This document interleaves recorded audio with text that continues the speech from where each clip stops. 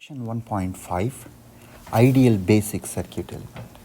Now, in this course, we are going to look at a bunch of circuit elements, basic circuit elements, okay, like the resistor. Now, we are going to look at a bunch of circuit elements, resistors, capacitors, and then voltage sources, current sources, inductors, and of course we will look at op amps as well. Let me write the symbols for those as well. V is a voltage source, I is a current source. I showed ideal voltage and current source. There is also dependent voltage and current sources, ideal dependent voltage and current sources.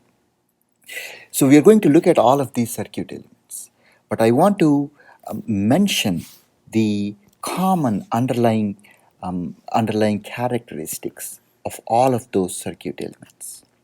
Right? It's called basic ideal circuit element. Okay, and it turns out, just as you see in each of these circuit elements, the ideal basic circuit element, which is a proxy or a stand-in for all of these, it has certain characteristics that are representative of all of these different circuit elements. The first one is that it has two terminals, 2 points of connections to the outside world. That's the first characteristic aspect of an ideal basic circuit element. Now the second aspect is that you can completely define and understand the behavior of the circuit element using its terminal voltage, the voltage between its two terminals, and also its current. Right? How much current is flowing through the device. So that's the second aspect. Now the third aspect is that this is basic in the sense that it cannot be further subdivided or explained in terms of other underlying physical and electrical phenomena. Op amp, for example, is another circuit element. It's not a basic circuit element. It can be further subdivided into MOSFET transistors, resistors, capacitors, a bunch of other basic circuit elements. So the three characteristics here of an ideal basic circuit elements are, to recap, that it has two terminals, and then the terminal voltage and the current completely define the behavior of the circuit, and then it is fundamental and basic in the sense that it cannot be further subdivided. Now, what Professor Aguilar is going to do here is to relate how we understand electrical equations and then the underlying physics of Maxwell's equations. Thank you, Praveen. So, one of the things that's one of the greatest accomplishments in physics is almost a full understanding of the electromagnetic force. Many, not decades, but centuries ago, there was a physicist called Maxwell that put together a set of equations called Maxwell's equations that governed the behavior of not just a few electromagnetic phenomena, but all electromagnetic phenomena.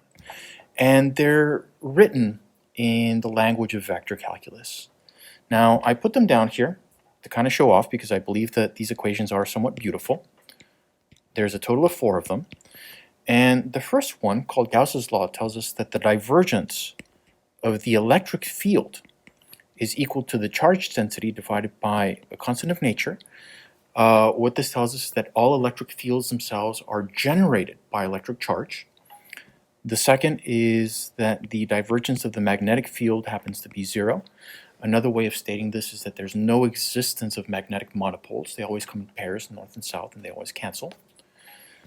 Then we have that the curl of the electric field is equal to negative the partial time derivative of the magnetic field.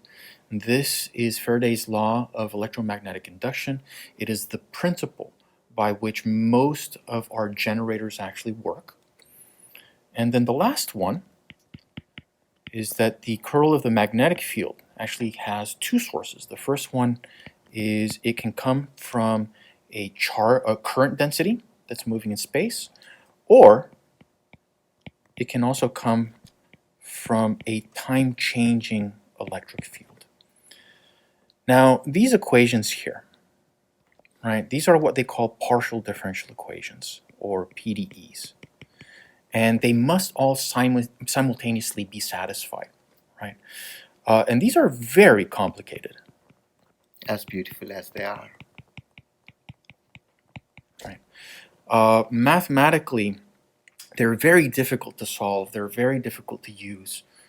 These are the types of equations that you really won't see until your upper division or maybe even graduate courses.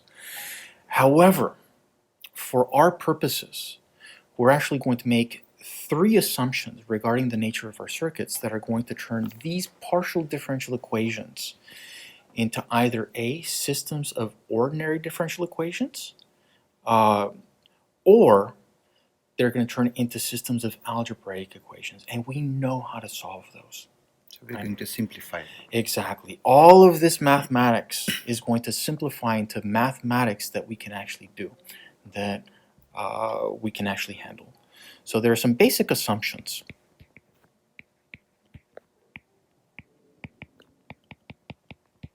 For the circuit theory that we're going to be viewing in this course. The first assumption is that electrical effects happen instantaneously within the circuit. That means that the electrical signals in moving through a wire, as soon as maybe a switch is open or closed, they don't take time to travel, right? As soon as I close the switch, all voltages and currents within the circuit change at the moment that the switch is actually opened or closed. And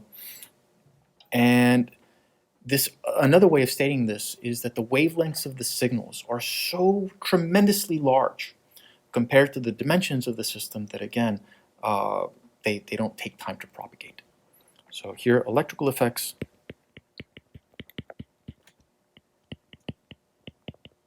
happen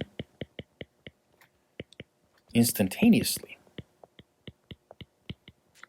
throughout a circuit.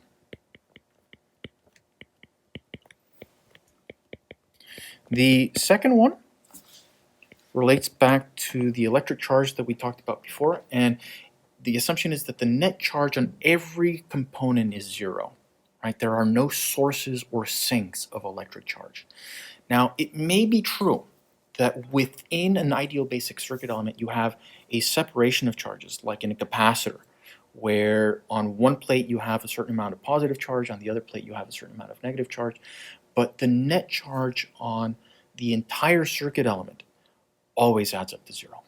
So here, the net charge on every component within the system is always zero. And the last one has to do with magnetic effects. The assumption is that there is no magnetic coupling between the components of the system.